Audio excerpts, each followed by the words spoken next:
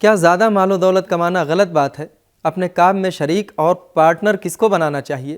اور اسلام میں انسانوں کے حقوق کی کیا اہمیت ہے؟ جانتے ہیں ان سوالوں کے جوابات کے بارے میں ہمارے آج کے اس ایپیسوڈ میں۔ اعوذ باللہ من الشیطان الرجیم، بسم اللہ الرحمن الرحیم۔ محترم ناظرین، سلام علیکم۔ سبیل قرآن کی جانب سے پیش کیے جانے والے اس تفسیری پروگرام میں ایک بار پھر آپ کو خوش آمدید کہتے ہیں۔ سورہ صاد کی تفسیر کے سلسلے کو آگے بڑھاتے ہوئے اس کی مزید 2 آیتوں یعنی آیت نمبر 24 اور 25 کی تفسیر کو آج جانیں گے۔ تو آئیے سب سے پہلے ان دونوں آیتوں کی تلاوت کو ان کے ترجمے کے ساتھ غور سے سن لیتے ہیں۔ کتاب انزلناه الیک مبارک لیدبروا آیاته ولیتذکر اولو الالباب۔ بسم اللہ الرحمن الرحیم۔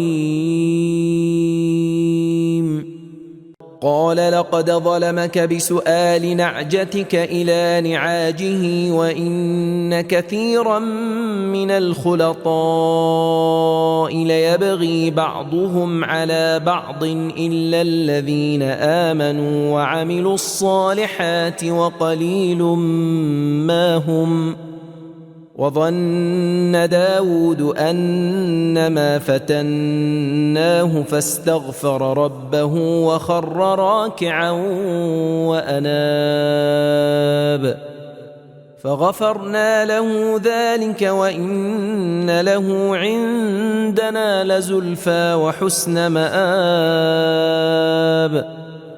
داؤد نے بغیر اس کے کہ مدعا علیہ سے کچھ پوچھیں کہہ دیا کہ یہ جو تیری دمبی مانگ کر اپنی دمبی میں ملانا چاہتا ہے تو یہ تجھ پر ظلم کرتا ہے، اور اکثر شرکا کی یقیناً یہ حالت ہے کہ ایک دوسرے پر ظلم کیا کرتے ہیں، مگر جن لوگوں نے سچے دل سے ایمان قبول کیا اور اچھے اچھے کام کیے وہ ایسا نہیں کرتے، اور ایسے لوگ بہت ہی کم ہیں۔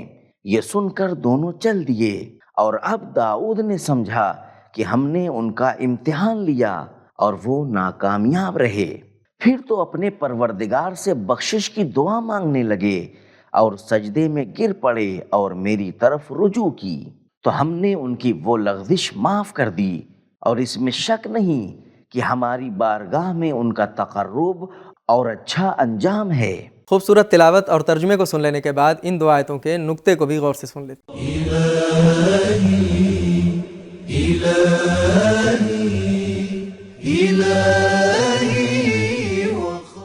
نقطہ: حضرت داؤد کے فیصلے والا واقعہ موجودہ توریت میں بھی ہے، لیکن جو قرآن مجید نے بیان کیا ہے اس سے الگ ہے، جو انبیاء کی شان کے خلاف ہے، سوائے جھوٹ کے کچھ نہیں ہے۔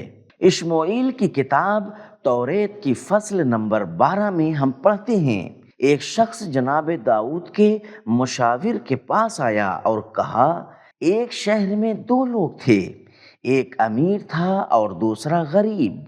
امیر شخص کے پاس بہت سی گائیں اور بھیڑیں تھیں، اور غریب کے پاس صرف ایک بکری کا چھوٹا سا بچہ تھا۔ ایک دن ایک اجنبی مسافر امیر شخص کے پاس آیا۔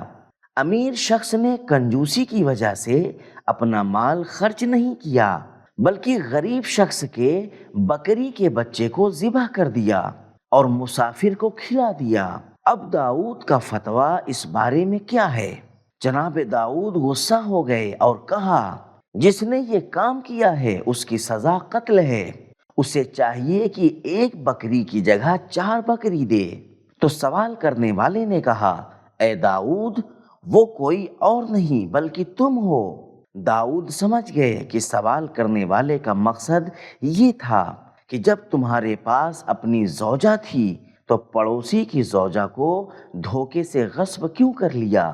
لہذا داؤد غمگین ہو گئے اور توبہ کر لی۔ نقطے کو سن لینے کے بعد اب آئیے جانتے ہیں کہ یہ آیات ہمیں کیا میسج اور پیغام دیتی ہیں۔ کتاب انزلناه الیک مبارک لیدبروا۔ پیغام نمبر 1، فیصلہ جلد بازی اور ایک طرف کی بات سن کر نہیں کرنا چاہیے۔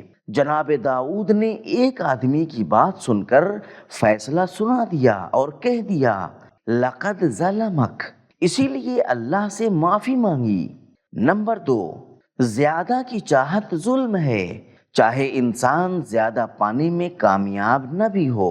نمبر 3، انسان زیادہ مال و دولت کا مالک ہو سکتا ہے۔ جناب داؤد نے 99 دمبیوں پر اعتراض نہیں کیا، بلکہ ظلم کے ساتھ زیادہ کی طلب پر اعتراض کیا۔ نمبر 4، اپنے کام کے ساتھی اور شریک کو انتخاب کرنے میں کام کا محور ایمان اور نیک عمل ہونا چاہیے، ورنہ شریکوں کے حق میں زیادتی اور دھوکے کا خطرہ بنا رہتا ہے۔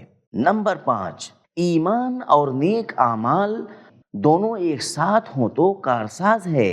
نمبر 6، شرکت شریک کے حق کو ضائع کرنے اور غلطی کرنے کا راستہ ہے۔ نمبر 7، سالم اقتصاد اور معاشیات ایمان اور نیک اعمال کے سائے میں ہوتا ہے۔ نمبر 8، دوسروں کے حق کی رعایت کرنے والے لوگ بہت کم ہیں۔ نمبر 9، اللہ کے نبیوں کی آزمائش ہوتی ہے۔ نمبر 10، ایمان اور نیک اعمال کا حکم دینا اور لوگوں کے حق کی رعایت کرنا بہترین ہدایت ہے۔ جناب داؤد سے ہدایت مانگی، اہدنا الی سواء الصراط، تو جناب داؤد نے فرمایا کثیرا من الخلطاء لیبغی الا الذین آمنوا۔ نمبر 11، انبیاء چھوٹی اور معمولی سی خطا کی وجہ سے بھی بہترین طریقے سے توبہ اور رجوع کرتے تھے۔ جناب داؤد کا ترک اولا یہ تھا کہ دونوں کی بات سننے سے پہلے ہی فیصلہ کر دیا۔ نمبر 12، فوری طور پر توبہ کرنے کی اہمیت زیادہ ہے۔ فاستغفر لفظ فا ہے۔ نمبر 13، اللہ کی ربوبیت معافی مانگنے کی درخواست کا راستہ ہے۔ نمبر 14، لوگوں کے حقوق اس درجہ اہم ہیں کہ اگر ایک نبی بھی فیصلے میں جلدی کر دے تو اسے استغفار کرنا پڑتا ہے۔ نمبر 15، نماز میں رکوع اسلام سے پہلے بھی موجود تھا۔ نمبر 16، توبہ ظاہری بھی ہونی چاہیے اور اندرونی بھی۔ نمبر 17، فوراً توبہ کر لینے سے توبہ جلدی قبول ہو جاتی ہے۔ نمبر 18، توبہ گزرے ہوئے عمل کی بھرپائی کے ساتھ ساتھ مستقبل کو بھی اچھا بناتی ہے۔ نمبر 19، معنوی مقام کی اہمیت اس وقت ہے جب اس کا نتیجہ اچھا ہو اور مستقبل کو محفوظ کر دے۔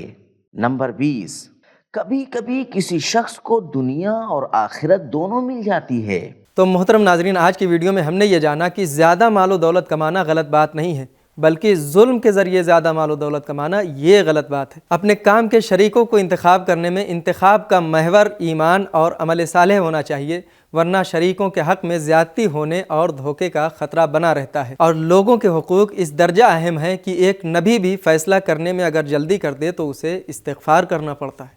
یہ تھے ہمارے سوالوں کے جوابات۔ ملتے ہیں اگلے ایپیسوڈ میں، تب تک کے لیے خدا حافظ۔ سبیل قرآن، قرآنی سماج کی پہچان۔